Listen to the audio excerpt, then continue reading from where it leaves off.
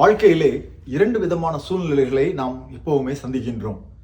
சில நேரங்களிலே என்ன செய்ய வேண்டும், எங்கு காரியங்களை நடத்த வேண்டும் என்பது நமக்கு தெரியும்.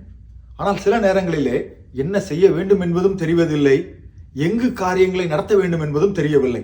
இப்படியான ஒரு சூழ்நிலையை உங்களுக்கு நான் காண்பித்து கொடுக்க ஆசைப்படுகிறேன்.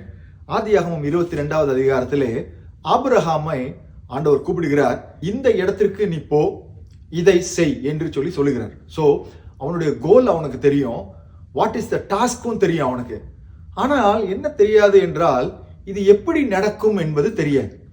ரெண்டு பேரும் போறாங்க, அப்பாவும் பையனும் போறாங்க, பலி கொடுப்பதற்காக போகிறாங்க. போகும்போது பையன் அப்பாவை பார்த்து கேட்கிறாரு, நெருப்பு இருக்குது, கட்டா இருக்குது, ஆனா நடக்க வேண்டிய பலி நடப்பதற்கு ஆடு எங்கன்னு கேட்கிறாரு. அப்ப ஆபிரகாம் சொல்றாரு, நீ அதை பத்தி கவலைப்படாத, கர்த்தர் பார்த்து கொள்வார். ஏனென்று சொன்னால் அவர் யெகோவா ஈரேவாகிய கர்த்தர் என்று சொல்கிறார். எல்லாவற்றையும் தருகிறவர், சரியான நேரத்தில் காரியங்களை நடத்துகிறவர். என்ன செய்ய வேண்டும் என்பது தெரியும், எங்கு போய் அந்த காரியத்தை நடத்த வேண்டும் என்பதும் தெரியும். ஆனால் எப்படி நடக்கும் என்பது மட்டும் தெரியவில்லை. ஒருவேளை அன்பு சகோதரனே, சகோதரியே, இந்த நேரத்தில் இதை பார்த்து கொண்டிருக்கிற உங்களுடைய வாழ்க்கையில, என் வாழ்க்கையும் கிட்டத்தட்ட இப்படிதான் இருக்குது, காரியங்கள் எப்படி நடக்கும் என்பது எனக்கு புரியாத புதிராக இருக்கிறது என்று சொல்லி நீங்கள் இருப்பீர்கள் என்று சொன்னால், தேவன் யெகோவா ஈரேவாக இருக்கின்றார். சிங்கக்குட்டிகள் தாழ்ச்சி அடைந்து பட்டினியாயிருக்கும், கர்த்தரை தேடுவதற்கோ ஒரு நன்மையும் குறைவுபடாது என்று சொல்லி வேதம் சொல்லுகிறது.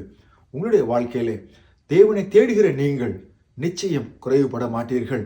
நன்மையான எந்த ஈவும், பூரணமான எந்த வரமும் பரத்திலிருந்து உண்டாகி ஜோதியின் பிதாவின் இடத்திலிருந்து இறங்கி வருகிறது என்று சொல்லி பார்க்கிறோம்.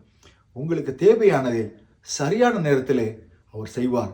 ஆனால் எப்படி நடக்கும் என்பது நமக்கு புரியாமல் இருந்தாலும் சரியான நேரத்திலே கர்த்தர் நன்மையானதை தருவார். Take care. God plus.